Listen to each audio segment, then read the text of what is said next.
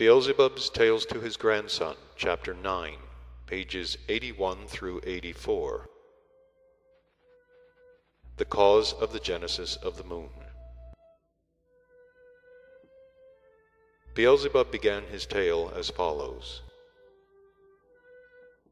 After we arrived on the planet Mars, where we were directed to exist, we began slowly to settle down there. We were still fully absorbed in the bustle of organizing everything externally necessary for a more or less tolerable existence in the midst of that nature absolutely foreign to us.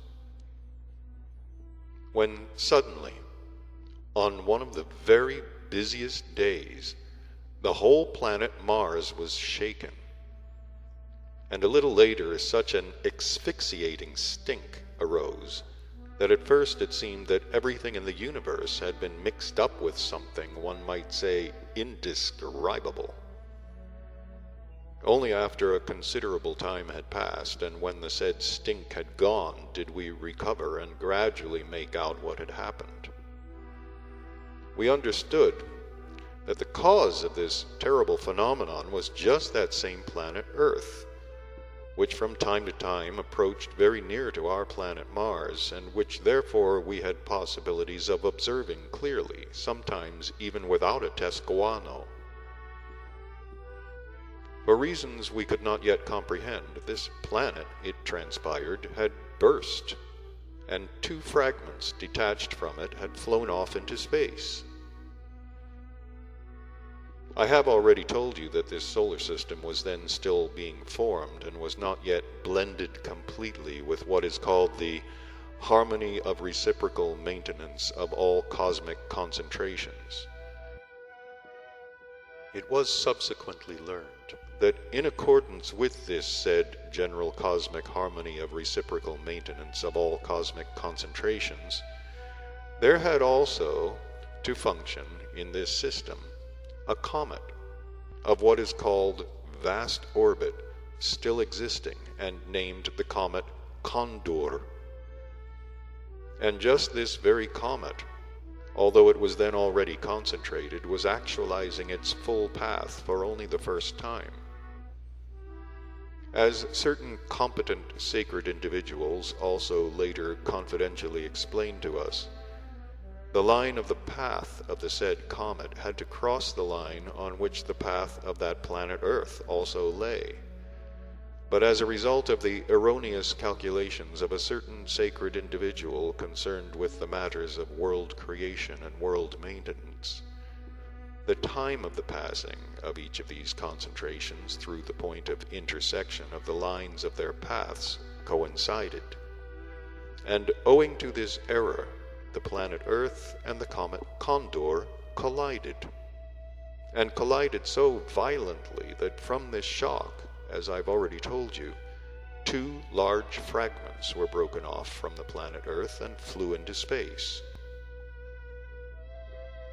This shock entailed these serious consequences because, on account of the recent arising of this planet, the atmosphere, which might have served as a buffer in such a case, had not yet had time to be completely formed upon it. And, my boy, our endlessness was also immediately informed of this general cosmic misfortune. In consequence of this report, a whole commission consisting of angels and archangels, specialists in the work of world creation and world maintenance, under the direction of the most great Archangel Sakaki, was immediately sent from the most holy Sun Absolute to that solar system Ors. The Most High Commission came to our planet Mars, since it was the nearest to the planet Earth, and from this planet of ours began its investigations. The sacred members of this Most High Commission at once quieted us by saying that the apprehended danger of a catastrophe on a great cosmic scale had already passed.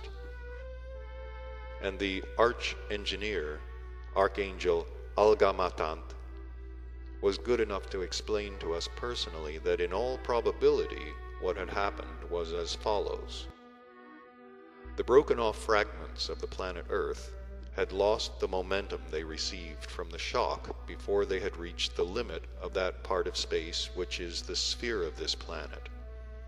And hence, according to the law of falling, these fragments had begun to fall back toward their fundamental peace.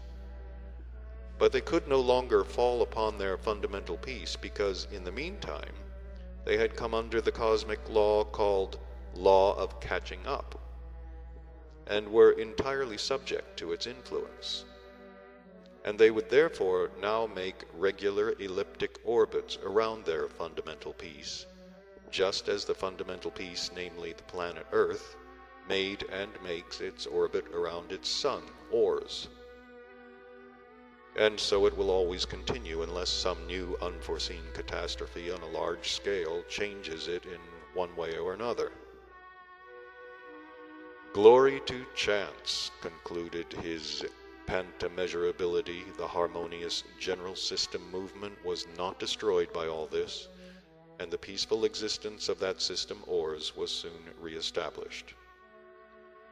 But nevertheless, my boy, this most high commission, having then calculated all the facts at hand, and also all that might happen in the future, came to the conclusion that although the fragments of the planet Earth might maintain themselves for the time being in their existing positions, yet in view of certain so-called Tastartunarian displacements conjectured by the Commission, they might in the future leave their position and bring about a large number of irreparable calamities, both for this system Ors and for other neighboring solar systems. Therefore, the Most High Commission decided to take certain measures to avoid this eventuality.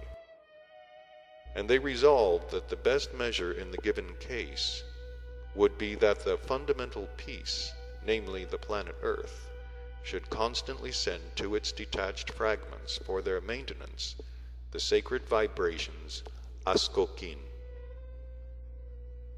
This sacred substance can be formed on planets only when both fundamental cosmic laws operating in them, the sacred Heptaparaparshanok and the sacred Triamazikamno, function.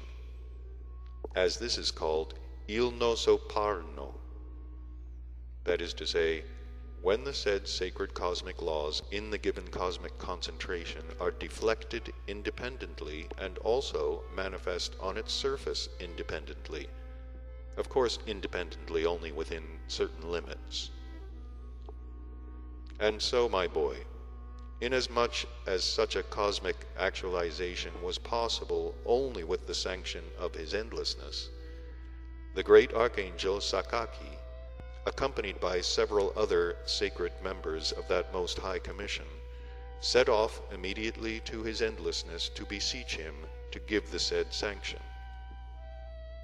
And afterwards, when the said sacred individuals had obtained the sanction of his endlessness for the actualization of the Ilnosoparnian process on that planet also, and when this process had been actualized under the direction of the same great Archangel Sakaki, then from that time on that planet also, just as on many others, there began to arise the corresponding, owing to which the said detached fragments exist until now, without constituting a menace for a catastrophe on a great scale.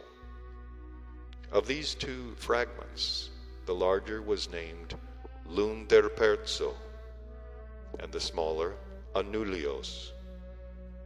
And the ordinary three-brained beings who afterwards arose and were formed on this planet also, at first called them by these names, but the beings of later times called them differently, at